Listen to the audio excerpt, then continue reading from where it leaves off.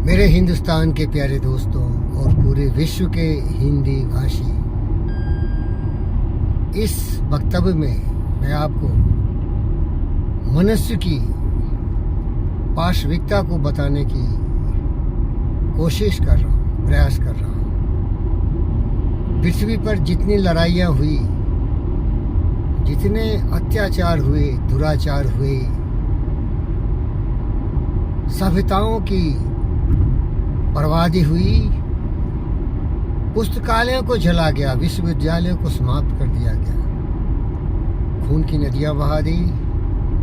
प्राचीन काल से ये शुरू हुआ। सबसे प्राचीन में जाएंगे तो किंग साइरस भी ऐसा था, साइरस द ग्रेट। उसने खून की नदियां बहाई।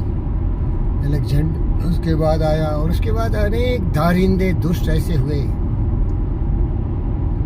जो पशु प्रवृत्ति से प्रेरित थे। पशु प्रवृत्ति क्या होता है? स्वार्थ, काम, क्रोध, मद, लोभ, मोह, ईर्ष्या, द्वेष से ग्रसित व्यक्ति क्रोध और अहंकार में अपने आप को सर्वशक्तिमान समझता है। हिटलर भी ऐसा था। और वो दूसरों पर हक जमाने के लिए, दूसरों की माँ, बहन, बेटी और उसके देश में जाके घुस के उसको बर्बाद करने के लिए हमेशा तैयार रहता था। वो बहुत शक्तिशाली थे, बड़े बड़े सेना बनाए और इस तरह से पूरी पृथ्वी को खून से रंग दिया था। और बताइए ऐसा हुआ क्यों? क्योंकि उसकी सोच जो था ना, बहुत ही खतरनाक था। जंगली जानवर तो अपने दायरे में जंगल में ही रह के खून की नदियां बहाता है, लेकिन ये गद्दार मक्कार इंसान के रूप में पैदा हुआ जंगली व्याघ्र, नर व्याघ्र, पूरी पृथ्वी पर खून की नदियां बहा दी। सबसे जो ज्यादा से ज्यादा आघातित हुआ, बर्बादी हुआ, वो हिंदुस्तान था।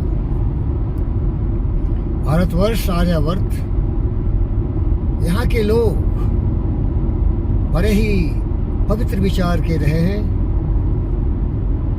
वसुधैव कुटुंबकम, ये पूरी पृथ्वी अपना परिवार है। सर्वे भवन्तु सुखिनः, सबों के कल्याण की बात करते हैं।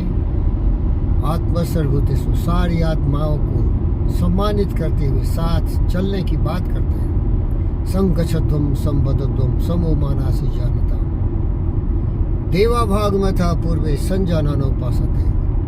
ये सोचते हैं कि पूरे विश्व के लोग एक साथ मिलके चले, एक ही भाषा बोले, वो सत्य पर आधारित हो, जिसमें सबका कल्याण हो। सर्वे भवन्तु सुखिनः सर्वे सन्तु निरामया सर्वभद्राणि पश्यन्तु मा कश्चित् दुःख भाग् भवेत्। असतो मा सद्गमयो तमसो मा ज्योतिर्गमयो मृत्युर्मामृतम्। सबका कल्याण की बात करने वाला ये हिंदुस्तान, जब इसके सीने में खंजर मारा गया, गद्दारों ने आके यहाँ खून की नदियां बहाई, और यहाँ के लोग इतने धीरे धीरे बुज़दिल हो गए कि अपनी रक्षा भी नहीं कर सके।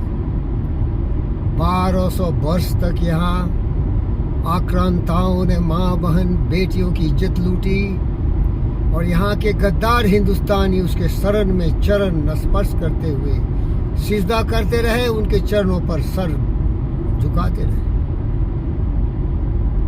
प्यारे दोस्तों, इसीलिए मैं आपको ये बताना चाहता हूँ कि ये सोच था। हिंदुस्तान के जो सच्चे नागरिक हैं वो मेरी तरह हैं, आपकी तरह हैं। वो सबों से बेहद प्यार करते हैं।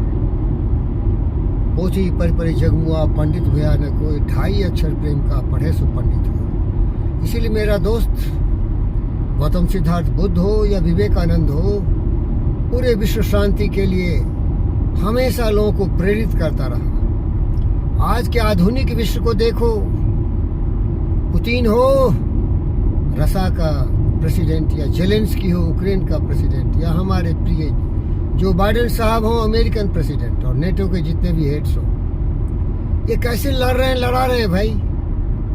बताइए। हम तो बहुत दुखी है भाई, क्योंकि हम तो सबों से प्यार करते, सारे मेरे ही परिवार के सदस्य हैं, वसुधैव कुटुंबकम की भावना से प्रेरित है। अब ये देखिए, इनकी सोच को अगर बदल दिया जाए, मेरी तरह हो जाए, तो इस सहयोग की भावना से चलेंगे, साथ मिलके चलना सीखेंगे। Peace and harmony, unity and integrity, humanity, फिर कभी भी ये दुराचार, अत्याचार, मानवता के खिलाफ पशु पक्षियों के साथ नहीं हो सकता। तो अंत में बताता हूँ, आदमी का शत्रु केवल आदमी का विनाश करने वाला जंगली जानवर नहीं, लेकिन जंगली जानवर से ज्यादा खतरनाक इंसान होता है, जिसकी बुद्धि भ्रष्ट हो गई है, जो जंगली जानवर से ज्यादा खतरनाक है, क्योंकि जंगली जानवर के पास तो केवल चंगुल होते हैं, बाघ के पास और दांत होते हैं। इस गद्दार के पास तो एटॉमिक बम है, तरह तरह के हथियार है। दिमाग का इस्तेमाल इन गद्दारों ने किया है और ऐसे विभीषिका पैदा करने वाले हथियार बना के रख लिया है कि दुनिया को तहस नहस कर रहा है। कभी भी इन पर भरोसा मत करो। मैं विवेक और बुद्ध के रास्ते पर चलता हूँ, सबसे प्यार करता हूँ, सबों को सम्मानित करता हूँ। जिसको सम्मानित करता हूँ कभी कभी वही मेरे पीछे पड़ जाता है। वो सोचता है तो बेवकूफ़ है, क्योंकि बहुत इज्जत दे रहा है, सम्मानित कर रहा है, प्यार कर रहा है। और मैं अपना प्रकृति और अपना विचार विवेक बदल नहीं सकता। कई बार ऐसा हुआ कि उन लोगों ने मुझ पर हमला ही कर दिया। मैं सबको नमस्ते बोलता हूँ, सबको सम्मानित करता हूँ। फिर कोई सामान छीनने लगता है, कोई धावा बोल देता है। अरे भाई, इसीलिए मेरा दूसरा दोस्त भी रहा, अचानक क्या कहा, बहुत सीधे हो जाओगे ना मेरे भाई तो जंगल से सीखो। जो जंगली पेड़ सीधे साधे होते हैं वो सबसे पहले काट दिए जाते हैं। तो भाई मैथिली में एक कहावत है, चल बोल तो दुनिया में चल।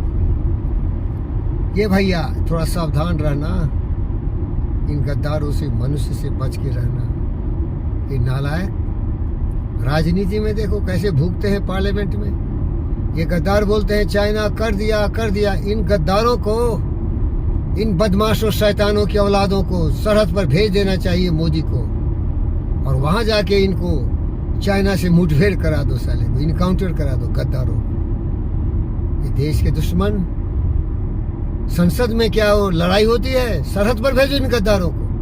कौन सुनता है, सब कमजोर है यार। काश मैं इसका बादशाह होता हिंदुस्तान का। मैं भरतवंशी सम्राट राम की भूमिका अदाता, इन रावणों का विनाश कर देता, बाहरी और अंदर की शक्तियों को। आदमी से बच कर रह। इस घटिया आदमी का चरित्र नहीं है। ये कामी, क्रोधी, लोभी, लालची, सत्ता का लोभी, देश को बेचता रहा, झुकता रहा, भ्रष्टाचारी, जातिवाद, धर्मवाद, वंशवाद के नाम पर राजनीति करने वाला, हमारे युवाओं को बेरोजगार बना दिया, हमारी माँ बहनों की इज्जत लूटते हुए देखता रहा, सांप्रदायिकता का ये नारा लगाता रहा।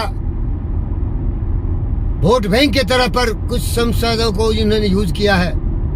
जागो मेरे हिंदुस्तान के वीर बालकों और बालिकाओं, देश तुम्हारा है, सबों का है।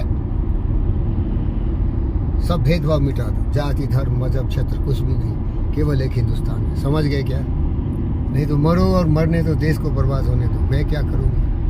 मैं ज़्यादा नहीं कर सकता भाई, समझा ही सकता हूँ।